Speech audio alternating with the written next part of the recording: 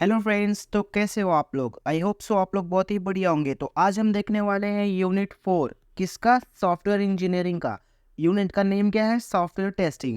और गाइज इससे पहले मैंने unit 1, unit 2 and unit 3 guys मैंने अपलोड कर दिया है, तो आप उसको भी देख लेना। क्योंकि गाइज ये सीरियल वाइज चल रहा है। अगर आप उन टॉपिकों को नहीं देखोगे और डायरेक्ट इसको देखोगे तो आपको थोड़ा बहुत समझ में नहीं आएगा। ठीक है, तो चलिए स्टार्ट करते हैं। टेस्टिंग ऑब्जेक्टिव्स के बारे में बात करते हैं। यूनिट टेस्टिंग क्या होता है।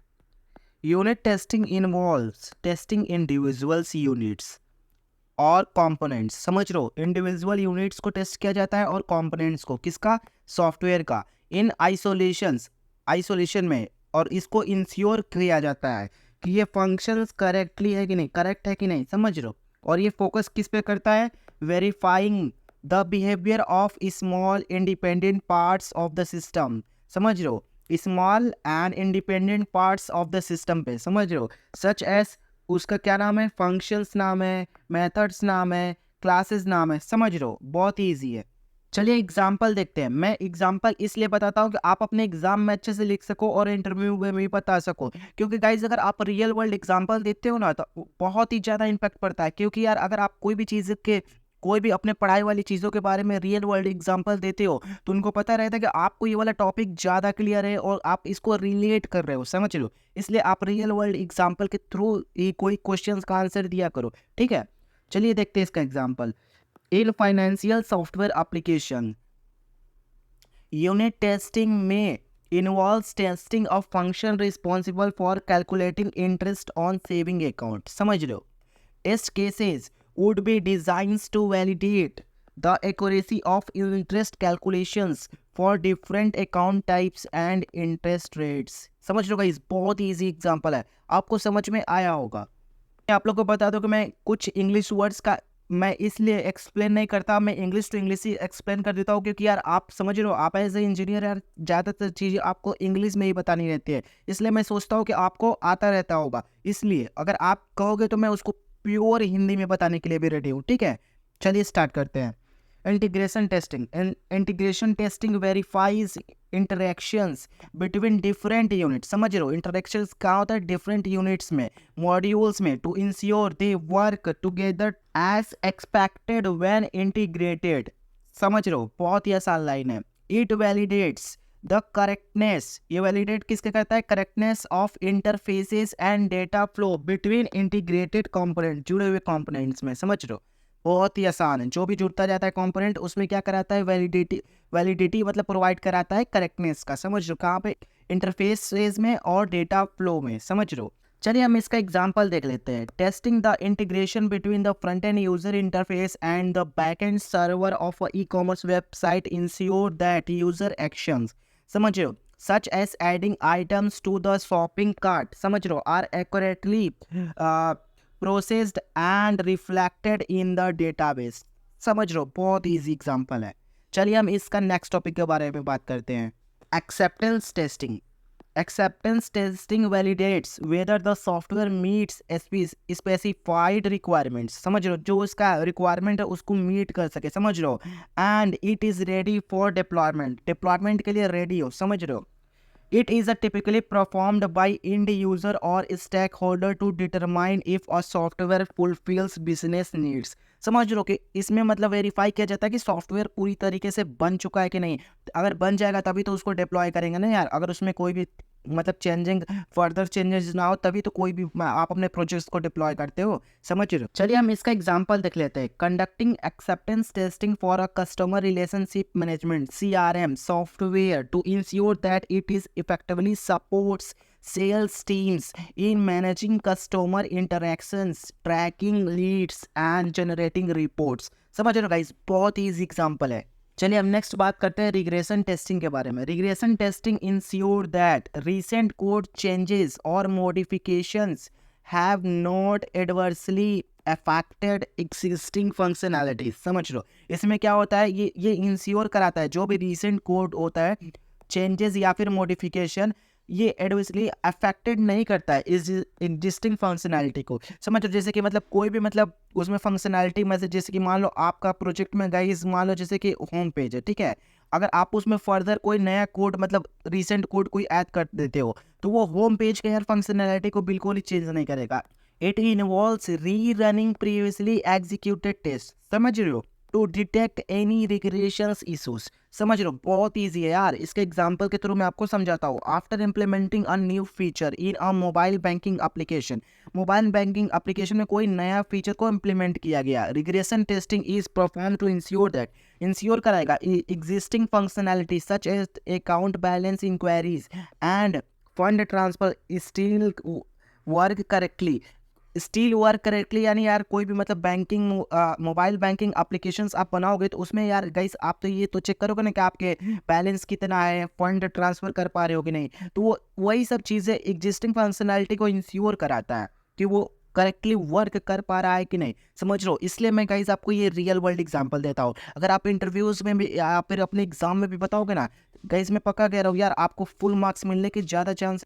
चलिए बात करते हैं testing for functionality and testing for performance. बहुत ही इंपॉर्टेंट टॉपिक है। टेस्टिंग फॉर फंक्शनैलिटी इंश्योर करता है software features work as intents while testing for performance access system responsiveness, समझ लो, scalability and resource uses under the different load conditions. बहुत easy line है, मैं इसके एग्जांपल बताता हूँ फंक्शनैलिटी का, समझ लो। Testing the functionality of an online booking system, online booking system का हम कोई भी फंक्शनैलिटी टेस्ट करते हैं for an airline to ensure that user can search for flight, flight search करता है, सेलेक्ट सीट, सीट को सेलेक्ट करता है, and complete booking, booking complete करता है विदाउट इनकाउंटरिंग एरर्स और इशूज। समझ रहे हो, ये वाला लाइन आपको बिल्कुल ही समझ में आया होगा। अब चलिए मैं इसके परफॉर्मेंस का एग्जांपल देके आपको समझाता हूँ कि कैसे परफॉर्मेंस में काम करता है। Example for performance, conducting performance testing on a web-based video streaming platform to evaluate its loading speed, समझ रहे हो, buffering time, समझ रहे हो, streaming quality when multiple user access the services simultaneously, समझ रहे हो, बहुत ही इजी है, समझ रहे हो। क्यों? क्योंकि गाइज आप इसका एग्जांपल ले लो यार जियो सिनेमा का, समझ रहे हो, क्योंकि आप उस पर स्ट्रीमिंग देख रहे होगे अभी आईपीएल वगैरह, समझ लो। तो आईपीएल वगैरह देख रहे होगे तो गाइस देखते हो कभी कभी उसकी क्वालिटी गिर जाती है, कभी कभी बफर भी करने लगता है।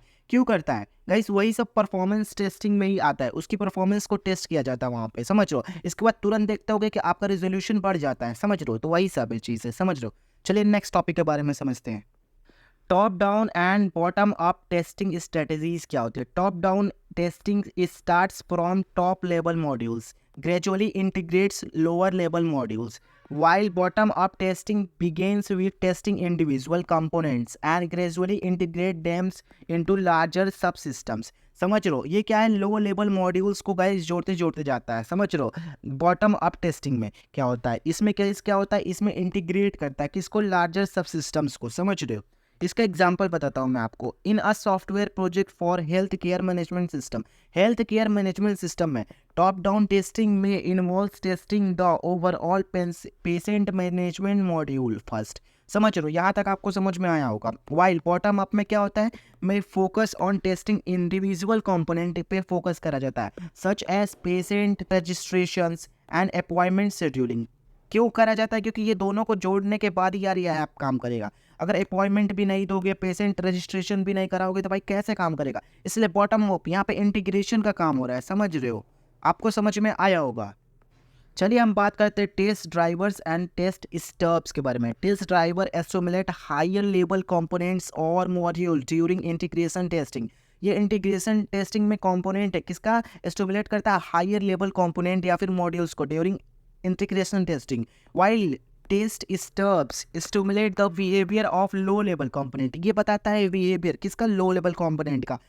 Example, in the development of an automotive simulation software, a test driver might stimulate user input to test the integration with the vehicle dynamics module। समझ लो यहाँ तक। While a test stubs could stimulate sensor input for testing, समझ लो, the controlled algorithm। Guys बहुत ही example है, इसको तो आप एग्जाम में लिख के ही आइएगा। गाइज आ चुका है इस यूनिट का सबसे ज़्यादा इंपॉर्टेंट और सबसे ज़्यादा इंटरव्यू और एग्जाम में पूछे जाने वाला question, structural testing. White box testing guys बहुत ही इंपॉर्टेंट है, इसको ध्यान से पढ़िएगा। Structural testing involves testing based on internal structure और लॉजिक ऑफ सॉफ्टवेयर कोड। समझ लो ये किस पे बेस्ड होता है, इंटरनल स्ट्रक्चर पे, लॉजिक किस पे, सॉफ्टवेयर के कोड पे। समझ लो स्ट्रक्चरल टेस्टिंग पूरे स्ट्रक्चर पे हो रहा है। समझ लो technique such as statement coverage और ब्रांच कवरेज। इसमें टेक्निक कौन से लगते हैं, स्टेटमेंट कवरेज और ब्रांच कवरेज। ये क्यों लगते हैं, क्योंकि ये इंश्योर करते हैं all pass through the codes are tested. यही इंश्योर करते हैं कि सारे जितने भी पार्ट है कोड के वो टेस्टेड है कि नहीं। इसका एग्जांपल देखो गाइस, एग्जांपल बहुत इंपॉर्टेंट है। Conducting white box testing on banking applications to ensure that all the branches and decision points in the code such as error handling and transactions process are adequately tested। Guys आपको example समझ में आया होगा, ये पूरा structural base है और guys इसको वाइट बॉक्स टेस्टिंग कहते हैं। इसका एग्जाम में गाइज 5 मार्क्स का तो 100%, 2 मार्क्स का तो 100% लिख लीजिए। समझ रहे हैं। इस यूनिट का एक और सबसे ज़्यादा इंपॉर्टेंट वाला टॉपिक इंटरव्यू के एस्पेक्ट से और एग्जाम के एस्पेक्ट से, देखिए फंक्शनल टेस्टिंग, इन दोनों के बीच में डिफरेंस भी आता है guys. Difference between black box and white box testing, या फिर difference between structural testing and functional testing. Guys please लिख के आइएगा और प्लीज़ इंटरव्यू में रियल वर्ल्ड एग्जाम्पल के साथ बताइएगा। चलिए स्टार्ट करते हैं। Functional testing focuses on validating the external behavior of software without knowing its internal implementation details। क्योंकि इंटरनल इम्प्लीमेंटेशन तो स्ट्रक्चरल टेस्टिंग में हो रहा है जनाब, समझो। और ये क्या करता है, फोकस ऑन वैलिडेटिंग करता है external behaviour of a software without knowing it's internal implementation details. क्योंकि गाइस वहाँ पे तो स्ट्रक्चरल टेस्टिंग अपना काम कर चुका है, इसको एक्सटर्नल बिहेवियर के बारे में बताना है। समझ लो फंक्शनल टेस्टिंग में फंक्शनैलिटी के बारे में डिस्क्राइब करना है कि फंक्शनैलिटी टेस्ट हो यहाँ पे। समझ रहे हो। Test cases are design based on specified requirements and expected outputs. समझ लो गाइस, यहाँ तक आपको समझ में आया होगा। इसका एग्जांपल देख लो। Testing the functionality of retail points of sale POS system to ensure that it accurately calculates sales totals, applies discounts, and generates receipts according to businesses rules and user expectations। समझ लो guys, बहुत ही easy example है, आपको समझ में आया होगा। चलिए इस यूनिट के नेक्स्ट टॉपिक के बारे में बात करते हैं। टेस्ट डेटा सूट प्रिपरेशन, बहुत इंपॉर्टेंट टॉपिक है। Test data suite preparation involves creating comprehensive sets of test data to cover various scenarios and condition during testing. समझ रहे हो, बहुत इजी लाइन है। जनरेटिंग टेस्ट डेटा सेट, इसके example देख लेते हैं। Generating test data set with different customer profile, product configurations and transaction histories to thoroughly test the functionality and performance of an e-commerce platform। बहुत ही आसान है, समझ लो गाइज। एक और important topic, alpha and beta testing of product. Guys ये वाला बहुत ही इंपॉर्टेंट है, मैं बताता हूँ क्यों इंपॉर्टेंट है। क्योंकि गाइज ये एग्जाम में इंटरव्यू में 100% पूछता है, तो इसको भी गाइज आप इंपॉर्टेंट मार्क कर लेना, ठीक है। Alpha testing is perform internally by developers और टेस्टर्स। गाइस कौन इसको परफॉर्म करता है, डेवलपर परफॉर्म करता है और टेस्टर परफॉर्म करता है, before releasing the software to a limited group of external users, beta tester. Guys alpha testing कैसे परफॉर्म होता है, ये इंटरनली परफॉर्म होता है। कौन करता है इसको, डेवलपर या फिर टेस्टर करता है। बिफोर रिलीजिंग मतलब बिना रिलीज हुए, अगर मतलब जैसे बीटा टेस्टर को देने से पहले किसका टेस्ट होता है, अल्फा टेस्ट होता है। समझ लो, अल्फा टेस्टिंग होता है। समझ लो, ईजी है। और इसको कौन करता है, डेवलपर और टेस्टर। समझ लो, डेवलपर्स या फिर टेस्टर्स करते हैं। और बीटा टेस्टिंग में क्या होता है, it involves releasing the software to a broader audience to gather feedback. Beta version, समझ लो, बीटा वर्जन आपने BGMI का खेला होगा, या फिर बहुत सारे मतलब बीटा पे गाइस काम करते रहते हैं। समझ लो, तो बीटा वर्जन इसीलिए रिलीज किया जाता है कोई भी प्रोडक्ट का, कोई भी सॉफ्टवेयर का, क्योंकि गाइस वहाँ से फीडबैक मिल सके कि वो कैसा परफॉर्म कर रहा है। समझ लो, ये बिल्कुल देखो मैं आपको आसान बताता हूँ। अल्फा है वो किसके एंड से होता है, डेवलपर एंड से होता है। और बीटा किसके एंड से होता है, यूजर एंड से होता है। आपको ये वाला टॉपिक समझ में आ रहा होगा। समझ लो, बहुत ईजी है। Alpha testing stand for developer या फिर tester ends, and beta testing stands for user ends. समझ लो, क्योंकि किस लिए किया जाता है, वो फीडबैक लेने के लिए, यहाँ पे फीडबैक लेने के लिए कि परफॉर्मेंस कैसा है। समझ लो, बहुत ईजी है। इसका एग्जाम्पल के थ्रू आपको और भी आसान हो जाएगा। Alpha testing of new mobile applications involve testing by a development team to identify and fix bugs, while beta testing involves releasing the app to selected users to gather feedback on usability, performance and feature preferences। समझ लो guys, बहुत easy line है, बहुत easy. आप समझ लो, वही मैं BGMI वाले का आपको देख लोगे, बहुत सारे इवेंट्स वगैरह आता रहता है। अगर आपने BGMI खेलते हो, कोई भी गेम खेलते हो, तो उसका एक बीटा वर्जन जरूर आता है, टेस्टिंग वर्जन, जो यूजर अपने एंड से फीडबैक वगैरह देते हैं। समझ रहे हो। स्टैटिक टेस्टिंग स्ट्रेटजीज क्या होती है? Static testing techniques involves reviewing software artifacts such as code design document, code और डिजाइन डॉक्यूमेंट। समझ लो, इसमें इन्वॉल्व्स क्या होता है? Reviewing the software artifacts, software के आर्टिफैक्ट्स को क्या होता है? रिव्यू किया जाता है। समझ लो, कैसे? कोड से, डिजाइन डॉक्यूमेंट से, कोड या फिर डिजाइन डॉक्यूमेंट से। क्यों? विदाउट एग्जीक्यूटिंग द कोड, बिना कोड को एग्जीक्यूट किए हुए। समझ रहे हो guys. Techniques such as code review and walkthroughs help identify defects earlier in the development process। Guys, static testing strategies इसलिए किया जाता है क्योंकि guys code reviews, walkthrough help कर सके किस चीज़ में?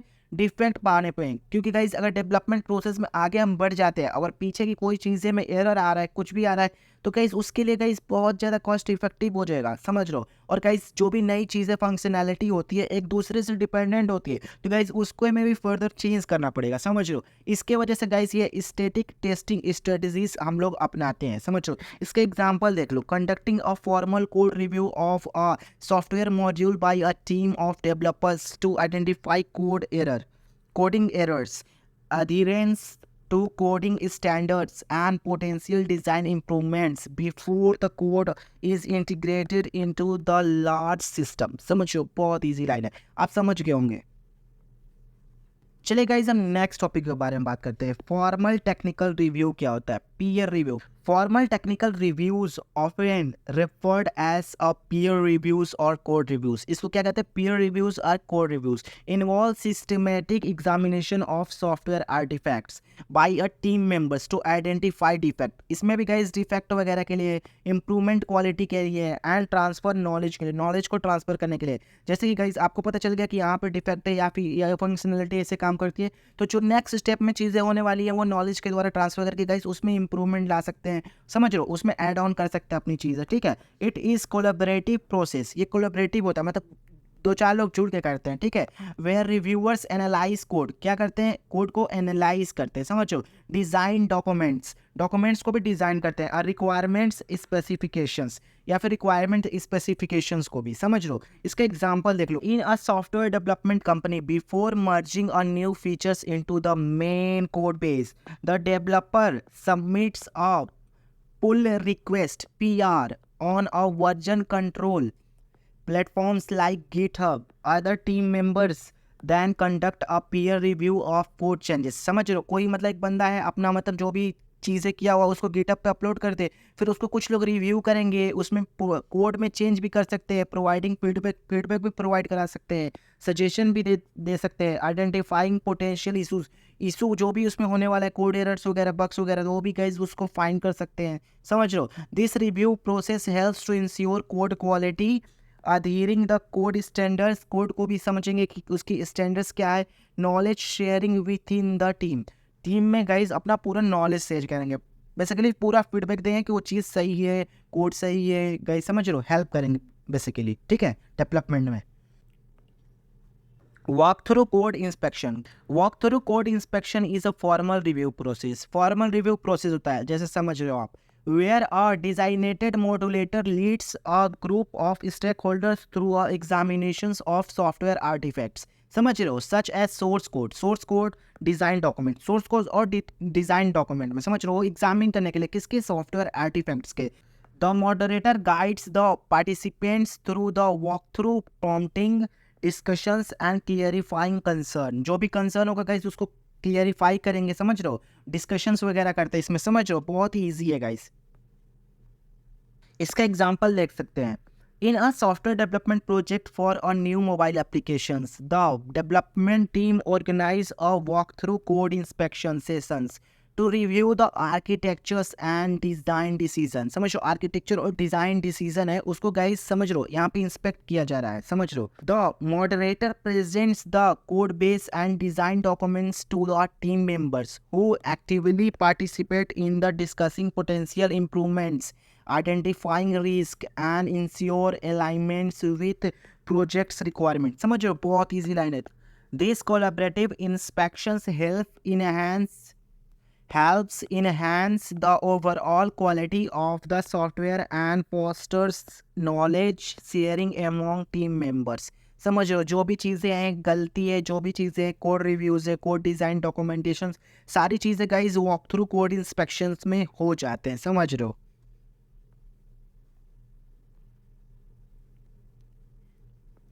चलिए गाइज आ चुके हैं हम इस यूनिट के सबसे लास्ट टॉपिक में। और गाइज ये वाला भी बहुत ही इंपॉर्टेंट है, complaints with design and code standards. आप कंप्लेन कर सकते हो कि आपका मतलब डिज़ाइन अच्छा नहीं है या फिर कोड के स्टैंडर्ड्स यानी कोड की क्वालिटी बहुत ही पुअर है। समझो उसके बारे में, ठीक है। तो चलिए मैं इसको बताता हूँ। Ensuring complaints with design and code standards involves following establishment guidelines, best practice and conventions during software development to improve readability, समझ लो maintainability and overall quality। समझ लो गाइज बहुत ईजी लाइन है। इसका एग्जांपल देख लेते हैं। Enforcing coding standards such as variable name conventions and code formatting guidelines across a software development team using automated code analysis tools to ensure consistency and maintainability of the code bases। बहुत ही easy है, समझ गए होंगे आप guys. ये था इस unit का लास्ट टॉपिक, समझ लो। इसके बाद मैं 5th यूनिट करने वाला हूँ। इसके बाद समझ लो अगर आप यार यहाँ तक आ चुके हो तो यार अभी तक आपने क्या नहीं किया, एक चीज़ आपने नहीं किया, आपने एक चीज़ बिल्कुल ही नहीं किया होगा यार, इस वीडियो को लाइक नहीं किया होगा, समझ लो, और हमारे चैनल को सब्सक्राइब नहीं किया होगा यार, तो प्लीज़ सब्सक्राइब कर लो। मैं मिलता हूँ आपसे नेक्स्ट वीडियो में, तब तक के लिए keep smiling, happy learning, take care and bye bye.